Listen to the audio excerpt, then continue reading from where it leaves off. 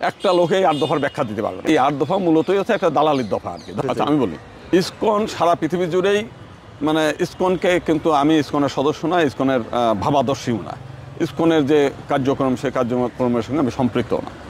ইসকনের কাজটা কি? ইসকনের কাজ হচ্ছে সারা বিশ্বের, বিশেষ করে ওয়েস্টার্ন কান্ট্রিতে তারা একটা ভালো ভূমিকা রেখেছে এই কারণেই যে উচ্ছৃঙ্খল যারা মানে শান্তিতে বসবাস করে না, অনেক সময় হিপ্পি যারা শুরু হয়েছিল হিপ্পি থেকে, তো তাদেরকে তারা মাতোয়ারা করে রাখা।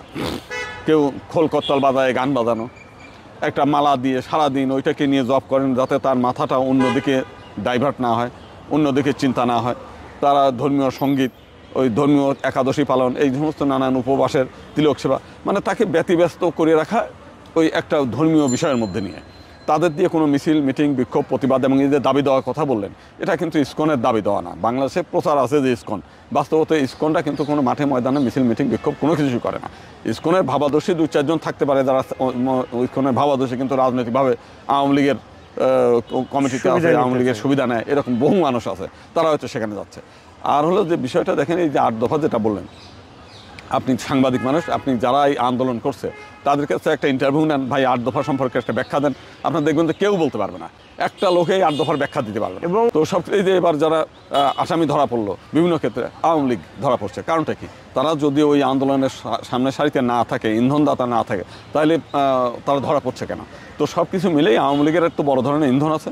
আর এই বিষয়টা যে 8 দফা, যেটা এই 8 দফা প্রথমে তৈরি করেছিল মূলত হচ্ছে হিন্দু, বৌদ্ধ, খ্রিস্টান ঐক্য পরিষদ আওয়ামী লীগের সঙ্গে বসে। তাদের প্রথম দাবি ছিল রাষ্ট্রধর্ম ইসলাম বাতিল, 72-এর সংবিধান ফিরিয়ে আনা। শেখ হাসিনা বললো যে 2008 সালে যে না, ওই দাবি করা যাবে না, আমরা রাষ্ট্রধর্ম ইসলাম বহাল রাখবো, তোমরা অন্য দাবি নিয়ে আসো। তো তারা প্রথমে যে আমরা যেটা জাতীয় সংসদে সংরক্ষিত আসন পৃথক নির্বাচন দাবি করি, এই দাবি নিয়ে তারা চর্চা করার চেষ্টা করেছিল। পরে আওয়ামী লীগ তাদের থামিয়ে দিয়ে যে এখন এই 8 দফা, তারা এই 8 দফা মূলতই হচ্ছে একটা দালালির দফা আর কি। ধরেন এখন সংখ্যালঘু কল্যাণ মন্ত্রী একটা মন্ত্রণালয় হলো, মন্ত্রী কে হবে?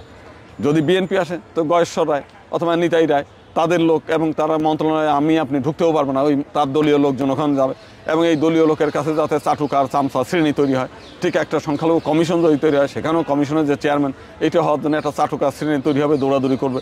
এই সমস্ত বিষয়গুলোর জন্যই মূলত হচ্ছে, এবং আরও কিছু ঠুনকো দাবি দেওয়া, যেটা হচ্ছে রাজনৈতিক দল এগুলো পূরণ করবে এবং এই পূরণের জন্য তারা সুবিধা নেবে। এইটা এতে কিন্তু হিন্দু নির্যাতন বন্ধ কিংবা হিন্দুদের ক্ষমতায়ন কিংবা পিসফুল হিন্দু মুসলিম সমতা এর কোনোটাই নাই। মুষ্টিময় কিছু লোকের দালালি করার সুযোগ হবে। যেমন ধরেন হিন্দু কল্যাণ ট্রাস্টকে হিন্দু কল্যাণ ফাউন্ডেশন করেন, মানে ওই যে লাউরে কদু বানানো। একটা হচ্ছে আছে এর মধ্যে সংখ্যালঘু কমিশনের কথা আমি বললাম যে শাহাবুদ্দিন কমিশন হাইকোর্টের নির্দেশের পরেও সেটা কোনো কাজে লাগে নাই, তাহলে আবার কেন সেই কমিশন চায়? তার মানে হচ্ছে এই কমিশন কোনো কাজে লাগবে না, কমিশনে একজন লোক বসে থাকবে, সে বসে এই সময় ধান্দাবাজি করবে। আর একটা হচ্ছে সেখানে সংস্কৃত কলেজের টিচারদের মানে বেতন টেতন, এইটা হলে পরে সারা বাংলাদেশের থেকে যে কয়টা স্কুল আছে, কলেজ আছে, হয়তো সব মিলে 8-900 লোকের মানে জীবন মানের উন্নতি করবে, তারা কিছু বেতন ভাতা পাবে। সামগ্রিকভাবে হিন্দু সমাজের কোনো কল্যাণে বড় কোনোটাই নাই না আছে। যেমন একটা বলছে দেবত্ব সম্পত্তির আইন করবে। আজকে যারা এই দেবত্ব সম্পত্তি আইন চাচ্ছে সাধু সন্ন্যাসীরা, এরাই একসময় এই ঢাকা শহরে এসে মিছিল মিটিং বিক্ষোভ করছে যে না, আমরা এই আইন চাই না। কেন চান না? কারণ আইনের মধ্যে বলা আছে, এটা আওয়ামী লীগ মানে ওই সময় ঐক্য পরিষদ আওয়ামী লীগ করতে চাইছিল যে বিভিন্ন মন্দিরগুলো যাতে বিক্রি করা যায়, এবং মন্দিরে যে প্রণামী পড়ে সেই প্রণামীর একটা অংশ 10% টাকা যাতে ওই ট্রাস্টে জমা হয়। এই মানে এরা বলতেছে যে আমার এই প্রণামীর টাকা দিয়ে আমি ওই ট্রাস্ট চালাবো না। এই যে মানে সেই দেবোত্তর প্রপার্টি আইন, এই আইনটা কিন্তু একসময় এই সাধু সন্ন্যাসী সহ ইসকন সহ সবাই মিলে এর প্রতিবাদ করেছে। আবার সেই আইনটা মানে এরা নির্বোধের মতো এমন যে তাদের মনে হয় সেটা ভুলেই গেছে যে আমরা এই জিনিসটা ছিলাম। এখন ওই হুজুকের মধ্যে এরাও বলছে ওই দেবোত্তর আইন 8 দফার মধ্যে একজন আছে, মানে 1 দফা আছে।